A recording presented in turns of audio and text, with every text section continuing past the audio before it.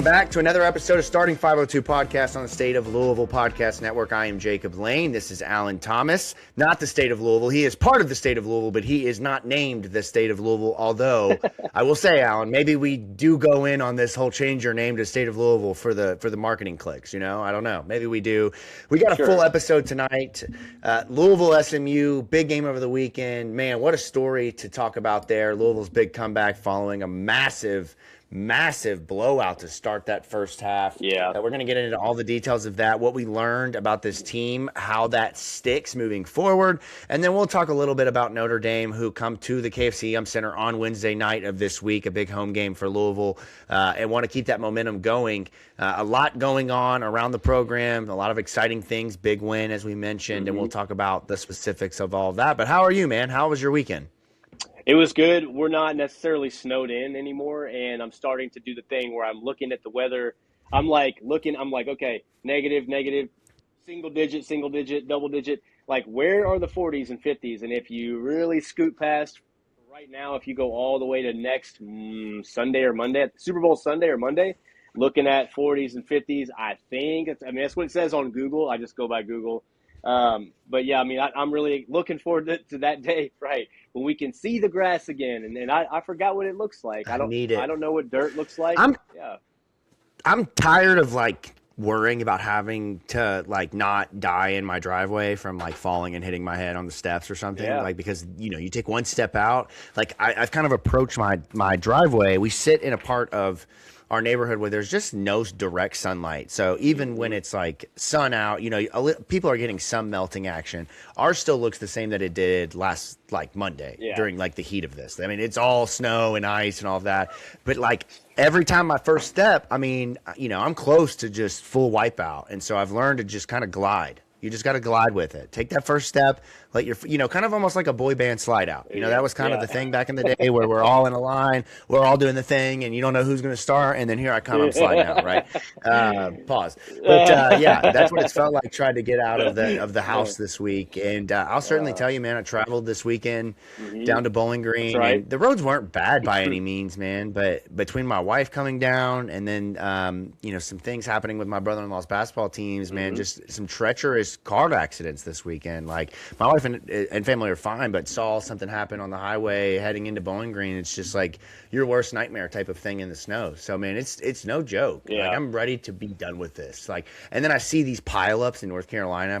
My Twitter feed is just infiltrated with AI bots talking to each other about taking over the world. Yeah. Iran and American war, and then snow. Yeah. That's it. Those three pockets are all that exist on my time feed unless I go to who I'm following only. So it's a treacherous world. Yeah. But you know what's not treacherous? One is the State of Louisville Podcast Network, which you can find all of our shows across the network on our YouTube channel at the State of Lou. And of course, follow us on social media at Starting 502 Pod, at the State of Lou, at cardin_al, at Jacob Lane 08. And of course, all the other great shows from the Pink Seats podcast. It's 502 somewhere. Follow us on Instagram, all of that. But let's go ahead and let's jump into this. A big win for Louisville, 88-74 over SMU, coming off of a blowout loss, the worst loss of the Pat Kelsey era, if I'm not mistaken, a 31-point loss against Duke.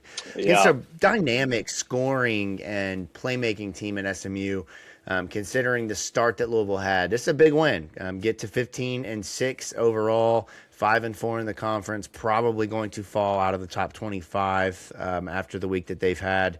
But still, every win in the ACC is valuable, whether it's a Q2 or Q1. Sure. We obviously need it to get onto that Q1 side, but for Louisville, considering all things, lineup change, right? Mikel Brown Jr. sick during the week, misses practice, doesn't start, comes off the bench. You get a lot of guys in your starting lineup, or not a lot of guys, but several guys that really just don't give you a whole lot scoring. And what we saw finally, Alan, was a culmination of this full team. I feel like this group of everyone finding ideally what their role is to some extent, and doing it really well, and doing it really with their backs up against the wall. Early on, I don't know about you, but I'm here we go again. We got these dope jerseys with the yellow accents down the side. Yeah. I'm stoked. I'm telling everyone I know it's great to have yellow back, right? Yeah. And just like Louisville tends to do, when we roll out these special uniforms, it's just a punch to the throat early on. What were your thoughts when Louisville gets down? What was it, 17-4, 15-4? I mean, it was scary hours there for a little bit. It was kind of like the Cincinnati. Now, the pace wasn't like the Cincinnati game, but out the gate, you're just kind of like, I mean, shell-shocked. I didn't – of course, like SMU could not miss out, to start the game.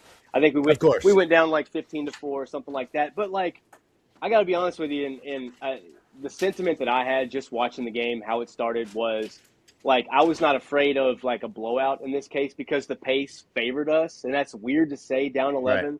Right. The pace did not favor us in the Cincinnati game. I was really, really worried in that game. Like, we were getting our asses beat early, physically. This one was just more, I mean, it was a free-flowing game. Andy Enfield, if you know anything about this guy, I actually, like, he was on a very short list for me when it came down to it. Honestly, Pat Kelsey wasn't on that list. I'm just going to be real. He wasn't. But when, at the end of the spectrum, when it came down to choosing a coach, I really wanted Andy Enfield. I love the way he coaches. I love the way his players play, and I love the way he builds his rosters specifically to how he orchestrates his offense. And I think defensively, they allow guys to get into space and things like that, but they look forward to jumping passing lanes and stuff like that. But they don't want to muck anything up. And like I'm okay with that. I'm okay with a coach that just wants to play free and run. Like North Carolina style. Not that SMU does that specifically, but yeah, man. To some extent, a little bit. To some extent, they like to. Now, we scored 88. I want to say that was the most against them this year, or tied for the most this year. Maybe I'd have to go back and look. But a lot of these teams, and we'll talk about it in a little bit, like down the stretch, and we'll talk about some opportunities that we have. They have not seen. People don't understand how front-loaded our schedule really was. And you're going to find out, playing Duke twice in, 3 weeks, it wears on you. Yeah. It wears on you. It wears on it forces you in the locker room to come together. And I think within each timeout, you saw Pat Kelsey do a little different things. Down the stretch, all the help defense, that was definitely something in the locker room that helped along the way. But I think, again, Pat Kelsey loves to run and gun. He knew Andy Enfield wasn't going to shy away from that. I was really happy to see him not go into anything that he wasn't already doing because we were getting really good looks and eventually started falling. They did, and it certainly helps in the second half of that game where you have Isaac McNeely finally kind of get going. He's 4 of 9 overall in that game. He finishes with 14 points with, I believe, 12 of those coming in the second half, all 3-pointers. And that is an ideal Isaac McNeely because it's not that Isaac McNeely got the ball and started balling out Mac McClung style and finding his own shot however he wanted it, right? It came out of the flow of what Mikel Brown told Jeff Goodman in the Field of 68 is that he let the game come to him, right? Like we saw the opposite of that against Duke to where it's almost like, are we sure this dude doesn't need another year of college basketball? Because this does not look like an NBA point guard. Juxtaposed to the game on Saturday against SMU, going up against Boopy Miller, who arguably may be one of the, if not the best point guard in the conference, pound for pound. I mean, not even numbers-wise, but just the way that he plays and the style that he is allowed to play within and how controlled he is, man.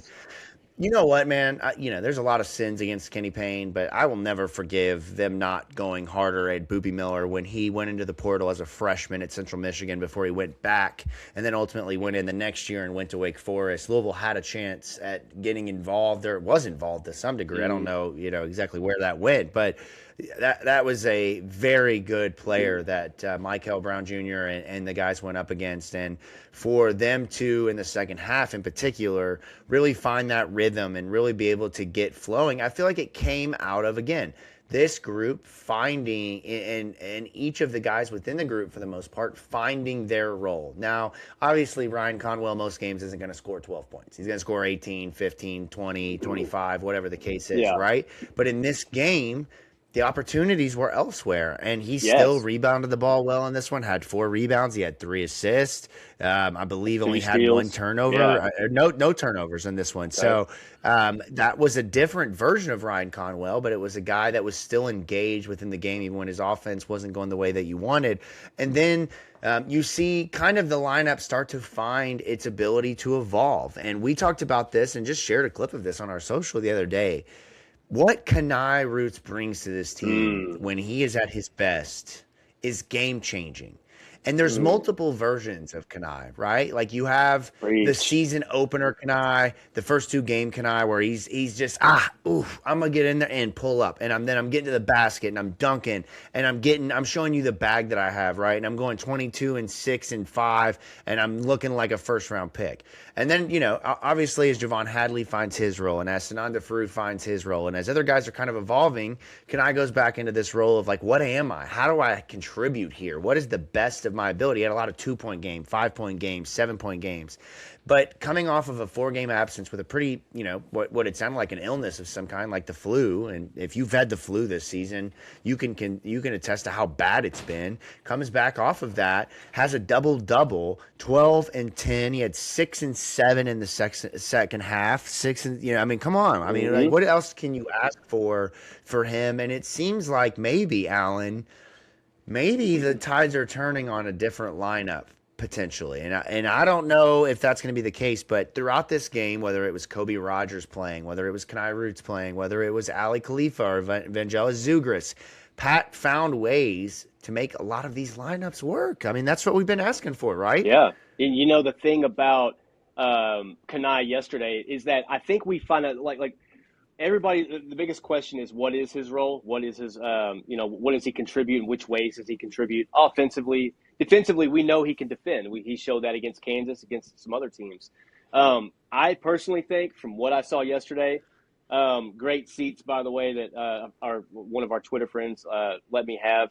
But hell yeah. Yeah, so that's always good to have, like a hookup like that. But what I saw yesterday with my own 2 eyes is like, and because, again, what I'll do is I'll watch a guy for a couple possessions. If he's like makes a play, I'm like, all right, what's he doing? Is this just SMU's not bad? So it's him. It's not about them. It's about him. So what he's doing is he's sneaky. Now, part of it was their defense allows it a little bit. They like to play with space. But he was like, again, sneaking into that dunker spot. He did it. He had – it was sprinkles of like James Scott with – hiding on the dunker spot, which is what we have talked about. What we like to see him do is, how can you hide? You're so athletic. So like he didn't call for the ball, and so he just kind of sneaked behind these screens and cut, different ways. And a lot of the ways that and this is actually a Ryan Conwell led cause, but the help defense was mainly on the block. And it was Ryan coming down. So big. What's the big guy's name? Not Turkurgalu or something like that. I'm gonna mess up his name. Oh man, hold on. I practiced this for like a 30 minutes before the game started. Okay, 30 minutes. Yigatolu. Okay. Right? Yeah. I think so. Okay. Fact check us in the comments if that's not right. Give us the what is it? What do you call the pronunciation guides that you get each of the phonetic spelling? I need that. Give me the A's and the vowels that I'm not pronouncing correctly. But my man was cooking in the second half, bro. My man was cooking. Like, I'd love to see his shot chart, because I don't want to hear anybody say, "Oh, the back to the basket offense is not effective." Bullshit.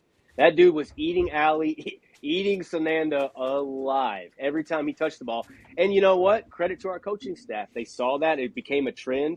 I know some of the groans, the guy would get it down, and the people around me just throughout the whole, Yum Center was like, oh. And so he turned around, and dude is like, he was electric down there. Honestly, like, hats off to that guy. He's a baller. I really liked his game. I'm going to say something real quick. Yeah. Just real quick, off the record. Completely off the record. Go get him in the transfer portal this offseason, please. I would love a 7'2" center. Right. Okay, sorry. Just getting that out there. Go ahead. That could be on the record. You didn't have to cut any of that. That could be on the record. That's fine. I don't have his number. Yeah. but go get his ass. Right. Man. Go get that dude. And he's a demon. Honestly, like the elbow that he threw on Sananda, I'm like, he's showing dominance though. He did. That elbow though makes you like right in the middle of his backbones and his, like right in the spine almost is where that elbow hit. That looked so painful. Yeah. Sananda's just like, he did, just running still, like no big deal. I would have been dead. Yeah. On the floor, dead for weeks. Yeah. And honestly, like, dude, I love a guy like that. We need one. We need one of those. But we need one. Yeah. We were able to back to our team. Sorry, I didn't mean to glaze this dude for 5 minutes. But hey, we partially watch the game for our enjoyment and to win, and then we're also talent evaluating for the next season. Come on, if you're like me, you're like, hey, what was the guy's name against Montana? Money Williams. I know he didn't play well, but I'm like, his name is Money. He scores 25 points a game. Okay, noted for later. Yeah, but anyways, go ahead. No, yeah, Ryan Conwell is starting to crash down with the help defense, swatted a couple balls. To your point, he did a lot on the stat sheet, and with just the eye test that you would have thought he played more and scored more just because he was very effective. His outlet passing was great. Again, he kind of led the charge for that, but I think Khani, they bled into Khani a little bit and bled into Isaac McNeely, where Isaac even got dirty on the low post to help defense. Where you've got, there was a few steals, and I think the run that Louisville took the lead on, or maybe it was the run that we extended the lead for good. That was a help defense slap ball. And I want to say it was Ryan. It could have been. Don't quote me on that. It could have been Khani, but it was one of those guys just getting busy. And I think Khani can be the perfect role player on this team if he can utilize the different ways. Dude, we know you can score. I saw your tape. We all watched your tape. He can hit that pull up. He can score 20, this and that. Did you know Khani Rooths earlier today? Did you know we are 6-1 when he has 20 minutes or more? In those games, he averages 10.7 points and 7.7 rebounds. And so he's missed some time. That's a jackpot in Vegas. I know, right? He's missed some time, and I think we lost a couple games in his absence. But 6-1 when you get 20 or more, I think you're right. I'm not in the locker room. I'm not in the huddles, but I feel like there's not a lineup change, but maybe a minutes change in order. Yeah, maybe. Yeah. I agree with you. They went 2-2 without Khani on the floor. Virginia is the game where I say maybe if he's there, you have a chance at winning that game, because there were some things in that one, especially with how big Virginia was and their ability to crash down. And they weren't athletic. Virginia's bigs weren't necessarily. They were, some of them were, but Khani could have made a difference in that one. And this one, I'm with you. I feel like there's a couple of things. Okay, I'm torn. I love how Khani played in this game. I love what Aly is bringing, man. Aly, I have a friend who I work with, and he's 6'5", 6'6", big guy. A little bit bigger, heavier set, and his basketball style is what I would compare to Aly Khalifa. He loves to shoot the ball. He's not blocking shots by any means. You look at him and you're like, you sure you're going to get up and down the floor okay, bud? Yeah, right. You sure? You good? Mm-hmm. But I continue to fall in love with Aly's game. My buddy's game, not so much because he's not hitting threes, but Aly's hitting threes, and that changes things, right? Aly goes from the Southeast Christian basketball player on your team where you're like, stop shooting the damn ball and rebound, to the guy where you're like, get him the ball. Get him the ball, and you're confident he's going to hit that three. Loved what he brought from this one, and he takes good shots. He was 2 of 3. There was one play where they kind of swung the ball at the top of the key in the first half. It was my favorite shot that Aly had in the game. And, of course, Aly's first instinct is always to what, Alan? What does he always want to do first? The pass. Looking around to pass. Is that what you're saying? The pass. Yeah, putting his butt out. Yes, and he's going to pass. Yeah. Right. He's always, the little give and go screens. He's always just looking to get rid of the ball to someone else. It's not his show. He's just there to play and roll in somebody else's. But in this particular play, I think it was Conwell swung him the ball.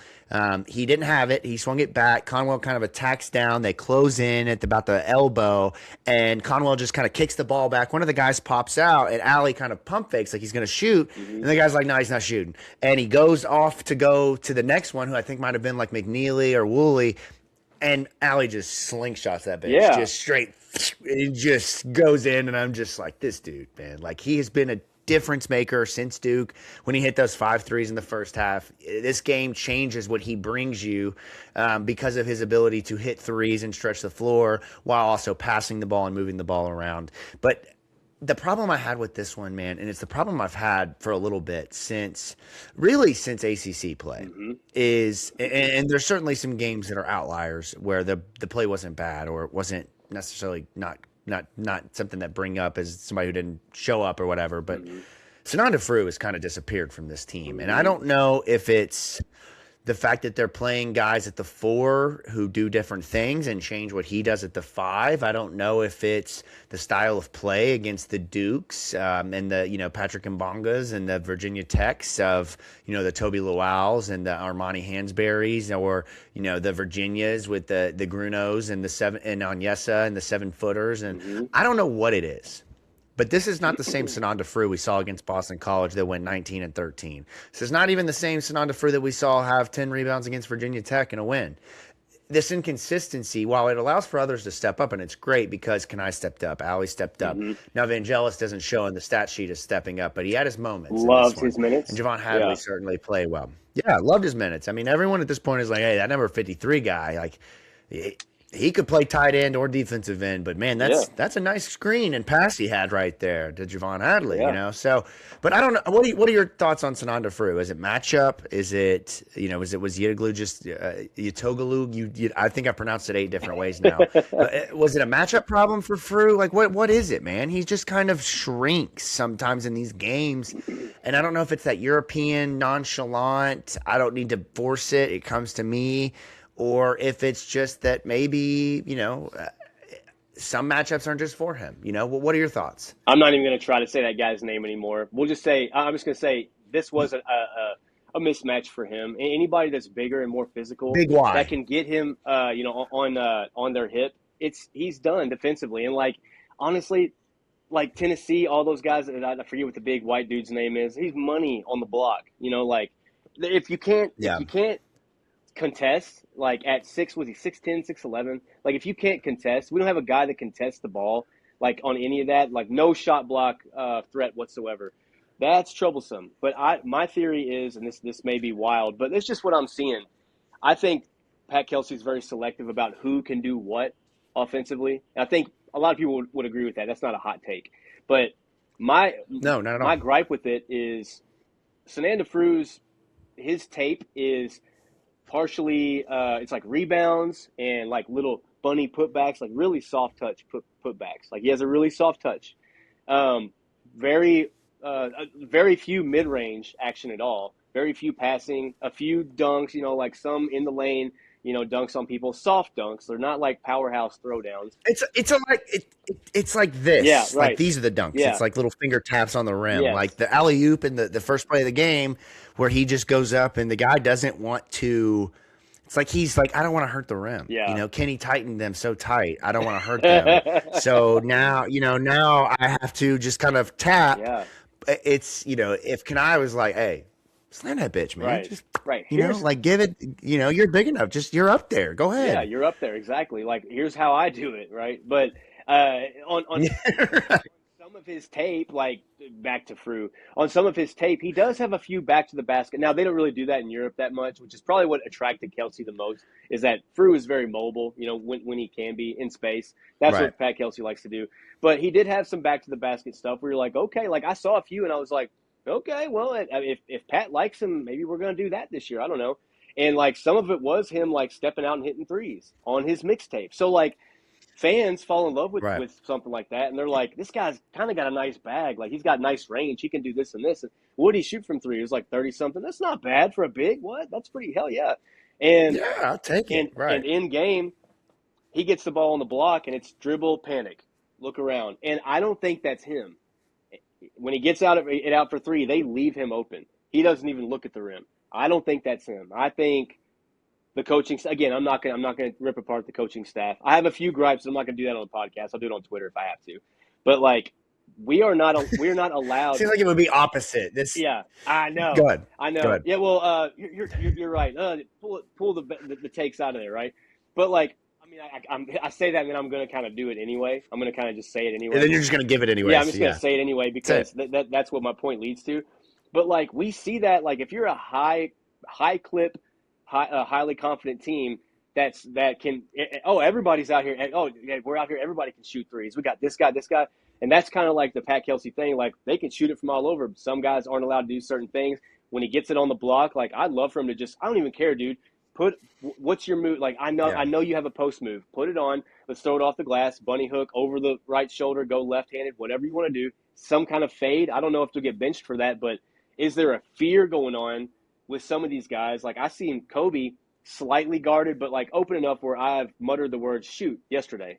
I was like, shoot it. And then like he ended up passing up, and I don't know what happened the rest of that possession, but like there is some kind of restriction within the offense that I think Pat Kelsey's metrically just, not that he's brainwashed. I love metrics too, right? Like I'm all about them. And like I have lists of metric things that I go by, whether it's to gamble or break down a game or just to be like, oh crap, so we're in trouble here, huh?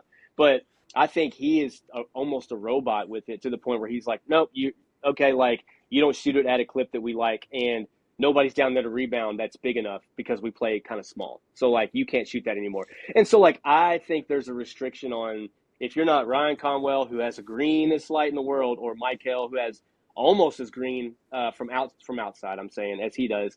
Isaac has a pretty green light. Right. I think if you're not those three guys, I think everybody else is like seen as role players, just strictly role players. How can I assist in the small things to stat padding stuff? So that's kind of my take on it. Is I think there's just some kind of, and maybe they're all cool with it. I don't know. Like I see Cason Pryor be a healthy scratch for 2 games straight, and he seems to be cool with it. Like I'm not going to knock like whatever's gelling with the team.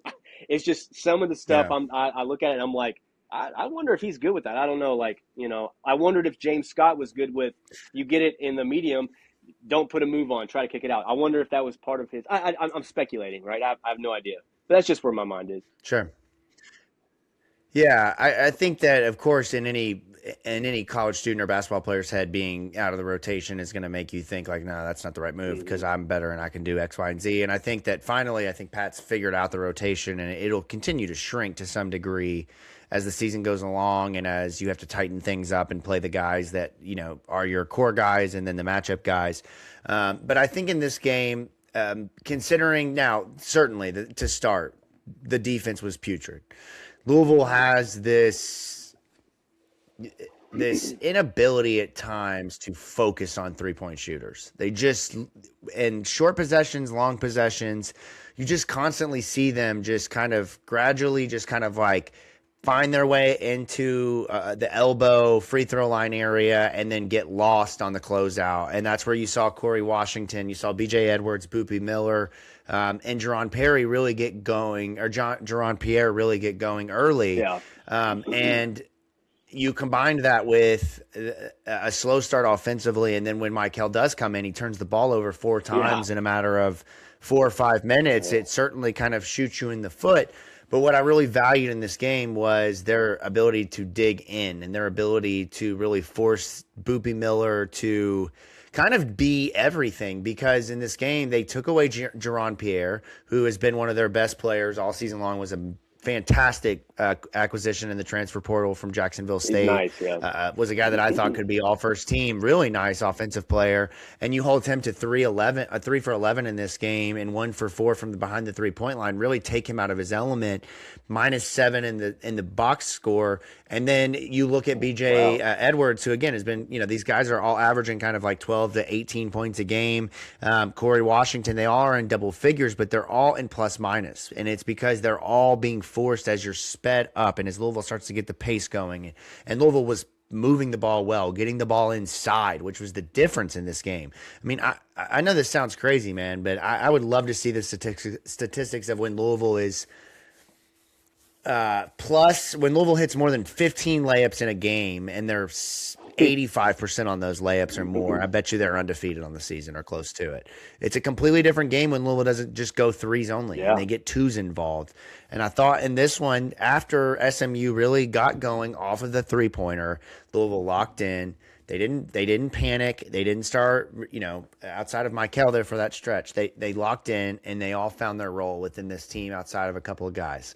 And I thought that Pat did a great job in this one, unlike other games where he read the substitutions correctly. Mm-hmm. There's been so many games where Pat's gone to a sub or has kept somebody in and you're just like, what are you doing? That makes no sense to keep that guy in when he's X, Y, and Z. And in this one, whether it was Khalifa, whether it was Vangelis, whether it was Khani, whether it was Mikel coming off the bench, Pat did a great job of really playing the right cards, no pun intended, and making the right moves lineup-wise to bother Boopy, to bother Corey Washington, B.J. Edwards, to force them out of what they do normally to get the ball within the flow of the offense. And then not only that, but outside of that 7-for-7 stretch from the Big Y, as I called him, for SMU, they didn't really have much in the second half offensively at all. At all. Louisville absolutely dominated them. And again, if it wasn't for that stretch, this game would have been way more than a 14-point game. It would have been a 24-point game probably. But they took away Jermaine O'Neal. They took away Sam Walters. They took away these guys that have been big role players for them this year. And they all found, kind of their flow within the system. And I think that's what Louisville's going to have moving forward, because we've seen in games like the Duke game where they turn the ball over 12 times, where they, are forcing up 34 threes and they make 11 of them and they're just inconsistent at best. Everyone goes hero ball and they kind of panic and they look at each other and just kind of, it's swing, swing, swing. Nothing's there. All right, bet I'm going to just kind of dribble, shot. Yeah. Lack of rebounding down low, and we're off into transition, and Cam Boozer's got a layup on the other end. I mean, it was just clockwork for their defense, and that obviously opened up threes and all of the rebounding, and Louisville just kind of checking out. And then this one felt like every moment where SMU punched, Louisville punched back 5 times as hard. Yeah, and SMU, the thing about them that was kind of like impressive about this win is they can score from all 3 levels. I mean, like the guy you mentioned a second ago, Walters, though. Like, that was one I kind of, like, in my mind had circled, like, this guy could be an issue because, like, he can absolutely stroke it. That's the guy. And I know he hit one. He may have hit another yesterday, but, like, he hit the one. In the second half? Yeah, just the one. Okay. I was going to say. Yes, it bothered me so much. I mentioned it.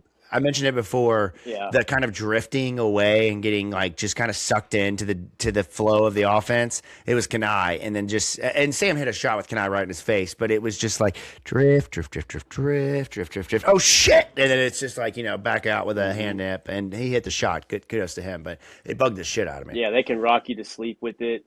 What Louisville did we shoot 30 or more threes yesterday? It felt like we shot close to 30.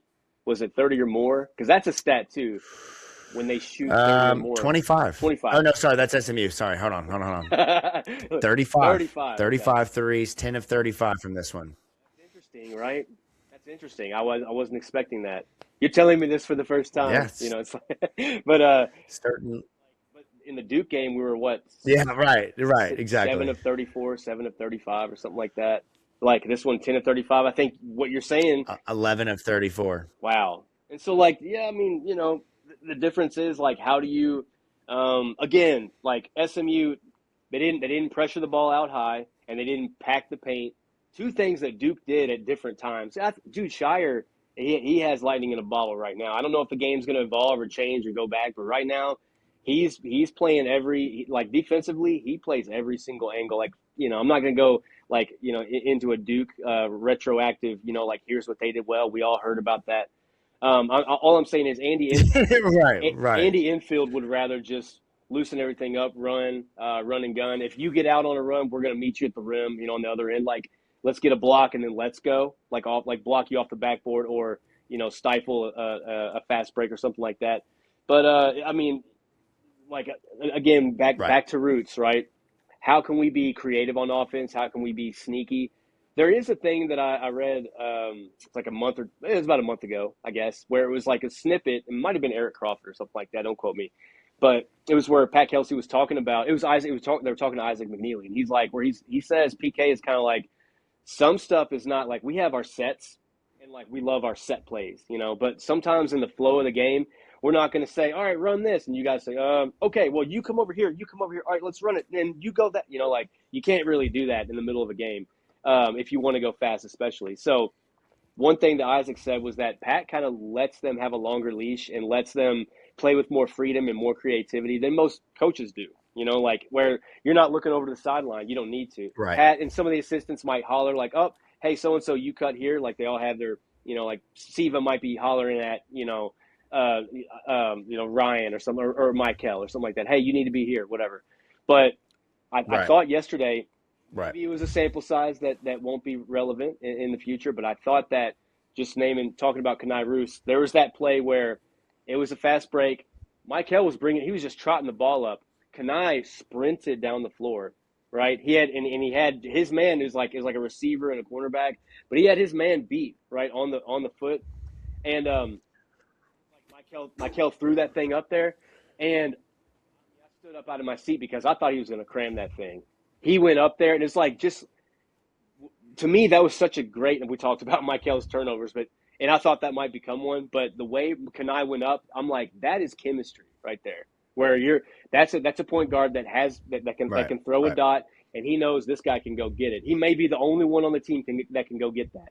And when he did, he went up and it like twisted off his hand. It almost became like a tip in, lay in kind of thing, where I thought he was going to take it and cram it. But it's like the way I have to go back and look at the replay because it looked like it kind of hit his hand and he kind of just tipped it in a way where you know what play I'm talking about, where it kind of just like bumbled its way in. There's like around the rim. Yeah. 99% of those bounce off the rim or bounce off the backboard. I felt like that was just like chemistry between two players in the flow of the game. Creativity, man. Loved it. Right. Yeah, no, and you, especially for two guys that have missed combined 12 games together over the course of the last 20 games or so for Louisville this season. Yeah. So you love to see them finding chemistry and not missing a beat. Obviously, you want to see the slam dunk. I would like a little, that type of activity. But hey, we got to start with baby steps. But you love to see it, and you love to see, to kind of piggyback off of that and kind of putting a bow on this game for Louisville against SMU. Mikel Brown was coming off of the bench, which was the first time this season we've seen that. Didn't really know what to expect coming off of missing some practice after an injury. But really impressed me with his bounce back ability, as I mentioned, to find his own role in this one. And he led Louisville quietly in scoring. Like, that's not something I would have walked away from this game and been like, oh, yeah, he's the leading scorer. Easy. But he went 7 of 14 from the field, was not great from three, took a couple of forced shots, but just played well. I know he had those 5 turnovers, but they're kind of misleading because they all came very quickly in the first half. He had 4 assists in this one. He played 29 minutes and was +5 in the box score. I thought he did a really great job. And I think they did a really good job with him defensively of, I don't want to say hiding him, but being able to maintain the dynamic ability of Boopie Miller, an experienced 4 or 5 year college vet who's been at multiple stops, knows what it takes to win, gets down in this one and is, it's a 20-point game for him, and he's kind of attack, do it all. Mikel did a great job of defending on him, staying with him, and not falling for some of those screens to free up Boopie, and being able to kind of, be strong defensively for a guy who has been good, not great defensively against stronger, more experienced guards. We've seen the struggles for him, and even against, some of the dynamic freshmen that Louisville has played this year, we've seen challenges. And then the last guy I'll kind of give flowers to, Kobe Rodgers. This is not a game where you look at him and you say, man, this is a stud, dude. This guy is a difference maker. He had 7 points, and he went 3 of 4 from the free throw line, and he had 4 assists and 3 rebounds. Well, I'll tell you what, man. All of that equals to being the leader for Louisville in the plus-minus in the box score, which is not by all means the best indicator of what a player does, but it certainly shows the impact that he had in this game when he came in and spelled Adrian Woolley or played the ability to give Mikel off the ball, which was a nice little wrinkle we saw in this one that we haven't seen a ton. I mean, kudos to him because I told Presley a couple weeks ago, outside of the Indiana game, he's not scored in double figures all year. The dude has hit his head more on the floor than any basketball player I can remember in Louisville history. I mean, the dude, I feel bad for him at this point. It's just walking concussion with the amount he gets hit. But kudos to him because he's just a fighter. He's a battler, and he may not be what he was for Charleston, where he was scoring double digits and really looked like a dynamic player. But he's finding a role on this team, and I think that's the thing in this game is, did some of these guys kind of just unlock what their role is within this offense and defense? I would love to see it continue. Kobe's been up and down, just depending on what is needed from him. But, man, his impact can't be understated in this one. He was a huge difference in bringing them back, steadying the ship. I don't know, man. It's just Kobe. Like, he's just steady Kobe, man. That's just what he is. Just steady all the time. Same Kobe you're going to get. Now, you're not going to get the output every time, but he's going to be the same guy in the game. He's going to do the same things. You know what I mean? Yeah. What was his plus minus at the end of the game? What was it? Kobe's. 8 plus 18. Plus 18. Plus 18. Wow. The next highest was plus 16 from Khani. Yeah. Dynamic. And 12 minutes of play, Alan. 12 minutes of play. That's it. 12 minutes. yeah. And we're talking about, you just said it, impact players, finding your role guys. The rotation is shrinking. Do you, like, come March?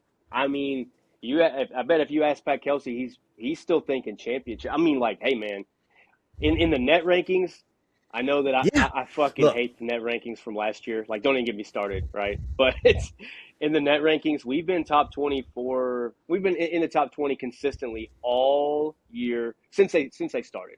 Since the first week of the net rankings, right? And so, like, right. That's like my question about Kason Pryor. He just is Zugris. Has Zugris ate his minutes because he's able to be more physical? He's outplaying him. Yeah. Can I do that? I don't think so. Can you force? And not Kason. Can Kason do that? Can he bring that physicality? I don't know if he's well enough, and I hate that because I thought he would be one of the better players mentally from that. The better players on this team, and I don't know. Again, man, like that's fine to put a bow on it, but I would love for viewers, listeners, whatever, to like think about that. Those 2 plus minuses. That's kind of staggering against an SMU team that's, had we lost to them yesterday, would be a quad 1 loss. But we beat them, so we pushed them a little bit further out of the quad 1. I don't remember what they fell to, but they were 32 yesterday. We needed them in the top 30, and they have opportunities to get back up there. So, yeah, no, they don't play another ranked team this season. Besides, I mean, assuming nothing changes for the rest of the year, which is kind of interesting. But Louisville will get them again in February when Louisville goes on their Texas trip. No. Yeah, well, yeah. Besides, yes, not us, not you and I, right, but Louisville, of course. But Louisville will get SMU down in Dallas when they go to play Baylor on that Valentine's Day trip. They'll get them 3 days after. I think it's the 14th and the 17th. So you're talking about a Saturday, and a Tuesday or Wednesday. Are you going to that? No, you went to I went to the football game. Right. No, I went to the football game. I knew that. No. I didn't know if you were okay. Yeah, I went to the football one. I did. So Vince and I had a set of SMU fans that were like to the right of us in that football game, and they were giving us hell. They were giving the cheerleaders who were like right in front of us hell. And at one point, it's like 27-3 and the guy, or 6, and the guy, he's yelling at me and Vince, and he's like, "You suck at football, blah blah blah." And I turn around and I'm just like, "All right." And this is what UK fans do, I think, in football. But wait till basketball. Yeah. Wait till basketball, damn it. Shut up. Yeah. Like, so Louisville will get them in Dallas. It'll be an interesting return trip. Louisville beat them last year, played fantastic down there in their first matchup against them. And, I'm hoping that Louisville can find some rhythm on that road trip and continue that. So anyways, before we get to February 14th and 17th, let's talk about what is ahead for Louisville on February the 4th, I believe is the date. That would be Wednesday, right? Wednesday. Yeah. Notre Dame will come into town for Louisville, another home game, back-to-back home games for the Cards. And Notre Dame is coming off of a stretch in which they have lost 1, 2, 3, 4, 5, 6, 7 of their last 8 games, with their only win coming against Boston College. I can say this confidently. Micah Shrewsberry is on the hottest of seats in the ACC probably at this point. He's probably done. For the 3rd straight year, he has he's definitely done, which means his son will be in the portal. And while his son is like a Trae Young of college basketball, I've always been a fan of the way that he plays the game. And they need a Steph Curry on our team every once in a while if we're going to be that 3-shooting team. Yeah. But 11-11, 2-7 in ACC play.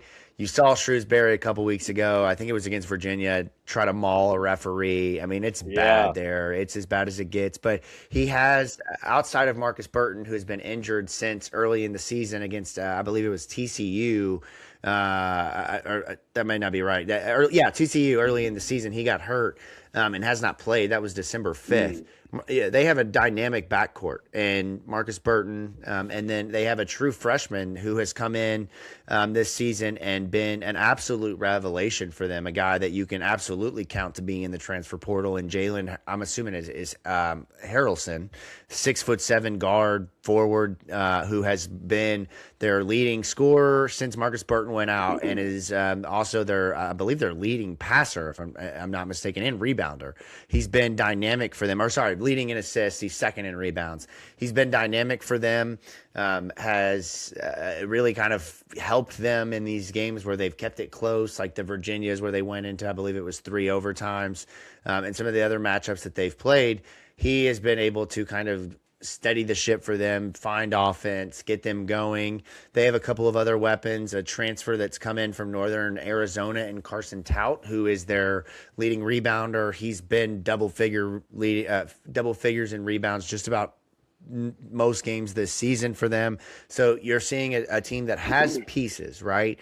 And this is just like with Boston College, just like with, other teams like maybe a Georgia Tech in a couple of weeks, or Pittsburgh. Yeah. The thing about bad ACC teams or middle of the road ACC teams is they're not 13 horrible players, right? Like just trash. Now they're certainly a step down, but there's still pockets of talent where they can really hurt you if you don't come ready to play.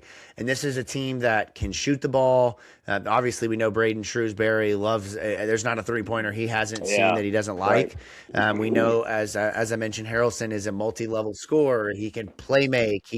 And they have rebounding. So this is certainly going to be a test for Louisville. What is kind of your focus going into this game after all we've talked about with lineups, with momentum, with roles? How do you keep that going? Because as I mentioned, Louisville's been 2-2 over the last 4. It's up, it's down, it's up, it's down. How do you stay steady? That's what we need right now to get to March.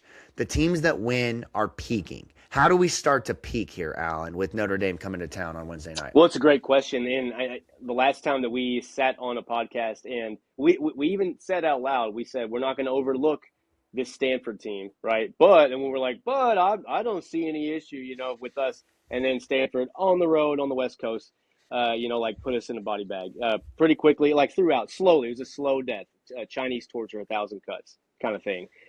So I'm not gonna overlook Notre Dame, but I do think, like Micah Shrewsberry, can you allow him to hit 2 of 8 instead of 4 of 6 or whatever it is? You know what I mean? Can you allow him to not get comfortable and make them rely on him late? Honestly, this one, I'm 2 for 2 doing this, right? When I say, it gives me these vibes where I just kind of like, I see Louisville, Micah, Coach Shrewsbury is going to want to try to run with us. He doesn't do a whole lot of mucking up. The problem is that his spacing is terrible. If you go and watch Notre Dame's spacing, now, mind you, his son can shoot the lights out. Again, I would love to have him, off the record, be looked at in the offseason if he would like to, come south a little bit. But it's kind of just controlling their guards, keeping their guards out of getting comfortable. And like our guys that we just talked about that had plus minus, so they had a good effect on the game, can we give a little bit of relief and can we distribute the offensive production more consistently like we did yesterday against SMU? Again, like that's not like, they did it against SMU. Right. SMU's a good team. So can we watch, this will be the game that Khani Rooths goes 0 for 0 from 0-0-0, right? But I think he has the potential to duplicate, maybe not a double-double. Right. He has the potential to duplicate his stat line, like maybe not a double-double, but definitely get in some double figures. Can we get him another 20-point game, Pat, or a 20-minute game? Can we get Aly to, hit that back door a couple times? Because, like, the thing about what Aly does out there up top is if you go 2 or 3 games in a row without being able to, connect on that at all, like that's your confidence with that pass is gonna hurt a little bit. So, again, I have it written down here. We come into this game, they're a quad 3 matchup. Notre Dame is, and they are the worst matchup remaining on the schedule. I do think Louisville jumps all over this one. But to close out the season, if Baylor gets into the top 50 or if SMU gets into the top 30, either or.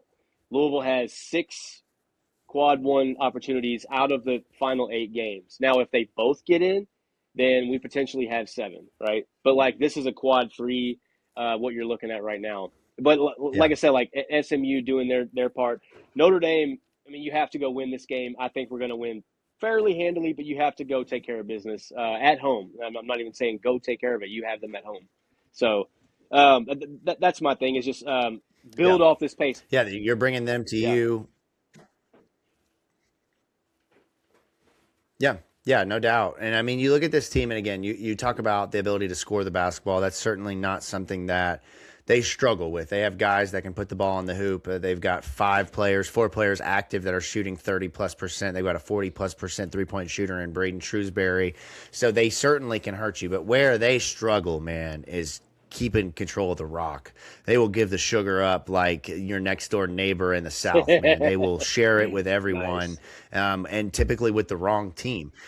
They are 276 in the country at this point in assist to turnover ratio and 310th in the nation in turnovers per game. Where they hurt you is they can get downhill. They can certainly make some plays and move the ball. They play a certain style of ball where they certainly share it and they try to, but unfortunately, in their system with young guys, with just some of the lack of athleticism that they have at certain positions, they're prone to making turnovers and to turning the ball over. And I think in this one for Louisville, if you can turn them over, let's see, they turned over SMU on Saturday. Let's see, they turned them over, trying to do this here on the fly. Of course, I can't find the turnover number. They turned them over 16 times, and they turned those 16 points into 18 points, or 16 turnovers into 18 points. Love that. If you can have a similar performance to that in this game, where you can win the turnover margin, and then you can take those points in transition and knock down threes, or ideally, how about we have another one of these games where we get into the paint and we make some layups and we hit 15, we make 15 plus of our layups at that 80 to 90 to 95 percentile range that we talked about earlier.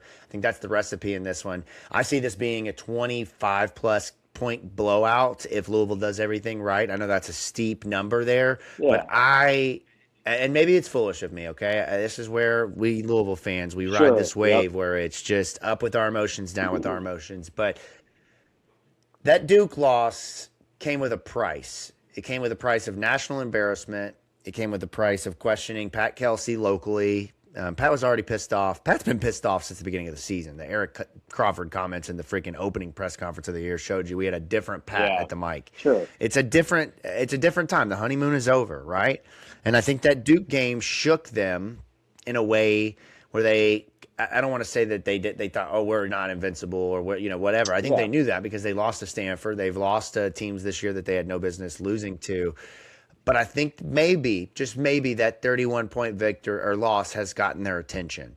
And I'm hoping that they shook out those cobwebs in the 15-4 run that SMU went on to open the game, and that from that point on we can say, I think this might be a different Louisville team. I think that moment, that timeout under the 12-minute mark where Louisville was down and they were shit, I'm like, all right, here we go. I'm telling my family it's over, man. There's no shot in this one. Yeah. Here they come right back, and they do what they need to do, and maybe they can carry that through, and that can be the moment that defines their season, as kind of getting over that adversity and over that hump to get back to that run. Because despite them having 6 losses, man, so what? That's not how this is not college football. Yeah.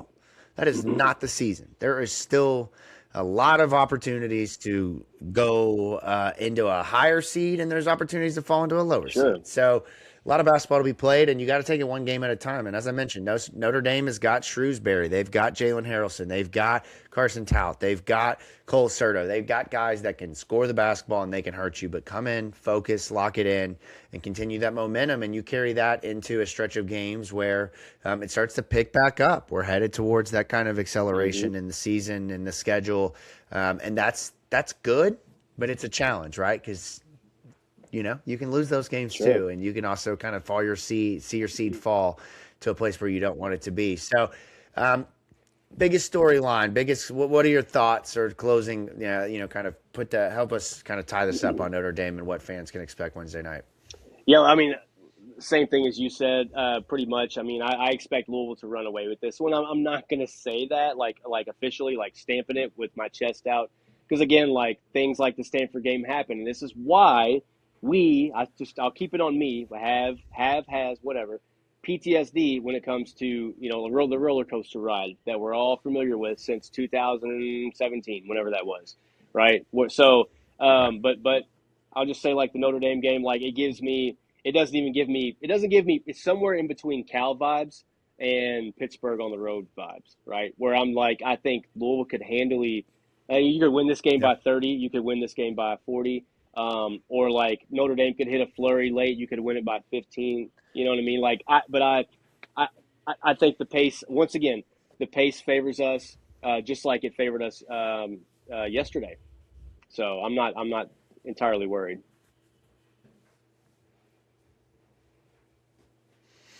Yeah, I mean, look, man, this game it's gotten the opportunity to really make your mark, take care of a team that's kind of like they're looking for Cancun, right? Like they're starting to hit the Cancun mark where they're just like, let's get to the end of the season. Nobody make this too difficult. Let's just get out of here. And I think that's where hopefully for Louisville basketball they can take advantage of that. And so that'll do it here on Starting 502 Podcast. I don't know what just happened to Alan, but we'll go ahead and close up shop here. Jacob Lane, Alan Thomas, thank you all so much for tuning into the show.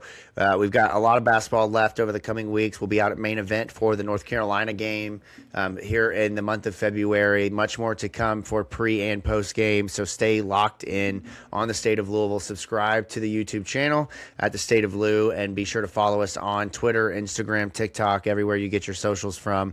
Don't go on the platform where they're doing that weird AI bots finding their own religion and language thing. We're not doing that over there at State of Louisville. You can subscribe for more great sports content, know exactly what you're getting here. We will be back following the Notre Dame game as we head into the weekend for Louisville basketball. Stay locked in here. For Jacob Lane, Alan Thomas, ladies and gentlemen, have a great night and enjoy your week. We will be back soon.